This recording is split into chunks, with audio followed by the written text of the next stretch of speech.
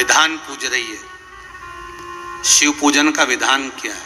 पुलस्त बाबा ने कहा, जिस दिन मन में श्रद्धा और विश्वास दोनों प्रबल हो जाए, शंकर भगवान की जैसी मर्जी पड़े वैसी पूजन। स्त्री के लिए, नारी के लिए पुलस्त ऋषि कहते हैं, भगवान को रिझाने के लिए विधान की जरूरत स्त्री को नहीं है, नारी को विधान नहीं। आप तो अच्छा एक बात बताना, बहुत सुंदर बात है, थोड़ा विचार कर बताना। श्री शिवा नमस्ते दोस्तों, हर हर महादेव। दोस्तों आज की वीडियो बहुत ही सुंदर, बहुत ही खास होने वाली है। अभी पूज्य गुरुदेव कथा कर रहे हैं जलगांव में, तो पूज्य गुरुदेव की कथा सुन करके और समझ करके दोस्तों बहुत ही सुंदर से उपाय लेकर के आई हूँ और कुछ जानकारियाँ, जैसे कि अगर आपके यहाँ धन वृद्धि के लिए उपाय है दोस्तों, धन वृद्धि नहीं हो रही है, लक्ष्मी नहीं आ रही है, संपदा नहीं आ रही है या व्यापार नहीं चल रहा, इसके लिए पूज्य गुरुदेव ने बहुत सुंदर सा उपाय बताया है दूध का। और दूसरा उपाय बताया है रोग बीमारी के लिए, जो कि आप अगर कहीं भी टेस्ट कराने जाते हैं या रोग बीमारी है, कोई भी भारी समस्या है, तो आपको क्या उपाय करना चाहिए। और दोस्तों पूज्य गुरुदेव ने कहा है कि स्त्रियों को हमें शिव जी की, भोलेनाथ की किस प्रकार से पूजा करनी चाहिए और कैसे करनी चाहिए, क्या विधान बताया है स्त्रियों के लिए। तो चलिए जानते हैं दोस्तों सबसे पहला उपाय, जो कि पूज्य गुरुदेव की कथा सुन करके समझ कर बहुत सुंदर तरीके से समझाऊंगी दोस्तों। बहुत अच्छा सा उपाय है।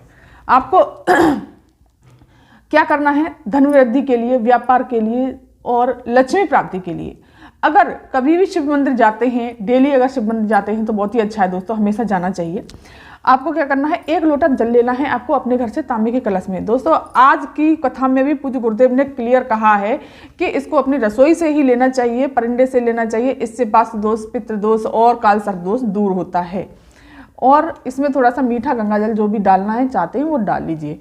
और आपको लेना है वो दूध, कच्चा दूध दोस्तों, कच्चा दूध लेना है आपको। अगर गाय का दूध मिल जाता है तो बहुत ही अच्छी बात है, गाय का नहीं है तो आप भैंस का भी दूध ले सकते हैं, कच्चा दूध ले लीजिए। और आपको सीधे पहुंच जाना है देवादेव महादेव के शिव मंदिर। शिव मंदिर पहुंच करके आपको क्या करना है कि इस दूध को किस प्रकार से भोलेनाथ को समर्पित करना है। सबसे पहले क्या करेंगे, हम गणेश जी के स्थान पर ये जल जो लेकर के गए हैं समर्पित करेंगे। श्री शिवा नमस्ते मंत्र का जाप करते हुए कार्तिकेय जी के स्थान पर, माता सुख सुंदरी के स्थान पर, माता रानी के हस्त कमल पर, फिर शिवलिंग पर। इस प्रकार से श्री शिवा नमस्ते मंत्र का जाप करते हुए इस प्रकार से समर्पित करेंगे। थोड़ा सा जल हम बचा लेंगे बाद के लिए। अब क्या करना है दोस्तों, जो हम दूध लेकर के गए हैं, हमें लक्ष्मी प्राप्ति के लिए दूध किस प्रकार से चढ़ाना चाहिए, इस तरह से। सबसे पहले हम जलाधारी पर दूध समर्पित करेंगे श्री शिवा नमस्ते मंत्र का जाप करते हुए इस तरह से। उसके पश्चात हम शिवलिंग पर दूध समर्पित करेंगे इस तरह से, श्री शिवा नमस्ते मंत्र, श्री शिवा नमस्ते मंत्र, श्री शिवा। इससे दोस्तों धन, लक्ष्मी, संपदा, वैभव, सुख, शांति इसका अनुभव होता है दोस्तों। बहुत जल्द भोलेनाथ खुश होते हैं। धन प्राप्ति के लिए इस प्रकार से हमें दूध चढ़ाना चाहिए। फिर इसके पश्चात हमें जल समर्पित कर देना चाहिए इस तरह से, श्री शिवा नमस्ते मंत्र का जाप करते हुए।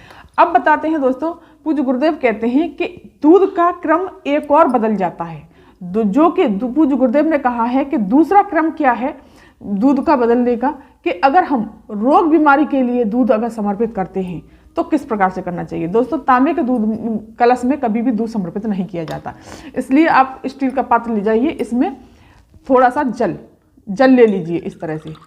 और इसमें जैसे कि मैंने ये थोड़ा सा दूध मिला छोड़ दिया, दूध डाल दिया है, बिल्कुल जरा सा दूध डालना है इसमें और जल ले लेना है। स्टील का पात्र ले लीजिए और इसको लेकर के शिव मंदिर पहुंच जाना है और डायरेक्ट शिवलिंग पर दूध का जल समर्पित करना है श्री शिवा नमस्ते मंत्र का जाप करते हुए। कर्मकांडी ब्राह्मण जब भी पूजा पाठ कराते हैं तो पानी के पात्र में, बाल्टी में थोड़ा सा दूध मिश्रित कर लेते हैं। इससे आपके घर में रोग बीमारियां दूर रहेंगी, इससे आपके यहाँ कभी भी रोग नहीं आएंगे। तो चलिए अब जानते हैं दोस्तों दूसरा उपाय। दूसरा उपाय बताया है दोस्तों रोग बीमारी के लिए, ये भी रोग बीमारी के लिए, ये तो मैंने इसका एक क्रम बताया जो कि पूज्य गुरुदेव ने अपनी कथा में कहा है। अब दूसरा उपाय जो रोग बीमारी के लिए, अगर आपको ऐसा लगता है कि भारी रोग हो गया है, बहुत कष्ट आ रहा है, बहुत ऐसा लगता है कि अब मुझे टेस्ट कराने जाना है, चेक कराने जाना है और कहीं ऐसा ना हो कि कहीं कोई भारी रोग निकल आए, तो आपको पूज्य गुरुदेव ने कहा है कि क्या करना है, भस्म तैयार करनी है। या तो दोस्तों कंडे की, गाय का कंडा, जैसे कि गाय गोबर कर जाती है, पोटा कर जाती है, उसी जगह पर पड़ा उसको सूखने दो। सूख जाए तो उसका जो है भस्म बना लेनी है आपको, बिल्कुल बारीक पीस करके उसको छान करके कपड़े में भस्म बना लेनी है। अगर उसकी भस्म ना बनाए तो आप एक कार्य करिए, जो बेलपत्री का जो गुदा होता है उसकी आपको जला करके भस्म तैयार कर लेनी है, बिल्कुल बारीक पीस कर करके। इन दोनों की भस्म, कोई भी भस्म आप तैयार कर सकते हैं, ऐसा कुछ भी नहीं है दोस्तों। और उस भस्म को तैयार करने के पश्चात जब आप जिस दिन आप चेकअप करवाने के लिए जा रहे हैं, आपको ऐसा लगता है कहीं मुझे कैंसर ना हो गया हो, किडनी खराब ना हो गई, कोई वैसा भारी रोग ना हो गया हो, तो उसके लिए आपको भस्म का श्री शिवाय नमस्तुभ्यं मंत्र का जाप करते हुए सबसे पहले शिव मंदिर जाना है और जल समर्पित कर देना है। इस प्रकार से जल समर्पित करने के पश्चात दोस्तों श्री शिवाय नमस्तुभ्यं मंत्र का जाप करते हुए गणेश जी के स्थान पर, कार्तिकेय जी के स्थान पर, माता सुखमनी जी के स्थान पर, माता रानी के हस्तकमल पर, फिर शिवलिंग पर इस तरह से जल समर्पित करने के पश्चात, और इस भस्म का लेपन आपको कहाँ पर करना है दोस्तों, इस भस्म का, ये देखो इस भस्म का लेपन, और दोस्तों बाजार में भी भस्म मिल जाती है, अगर आपको भस्म लेनी हो तो तैयार की हुई बाजार में भी भस्म मिल जाती है। इस तरह से आपको भस्म का लेपन जलाधारी पर करना है इस प्रकार से, और श्री शिवाय नमस्तुभ्यं मंत्र का जाप करना है और बाबा से कहते जाना है, बाबा ऐसे ऐसे मैं अपने चेकअप के लिए जा रही हूँ या जा रहा हूँ, आप जो है मेरी देख लेना। इस तरह से करके आप अपने चेकअप के लिए चले जाइए। पूज्य गुरुदेव का कहना है कि निश्चित ही आपकी कोई भी बड़ी बीमारी नहीं निकलेगी। इसको लगाने के पश्चात दोस्तों इसी भस्म में से इस तरह से आपको ले लेना है और इसी भस्म को अपने मस्तक से और कंठ से और सीने से, दोस्तों ध्यान रखना, इसको सीने से लगा करके और चेकअप के लिए चले जाइए।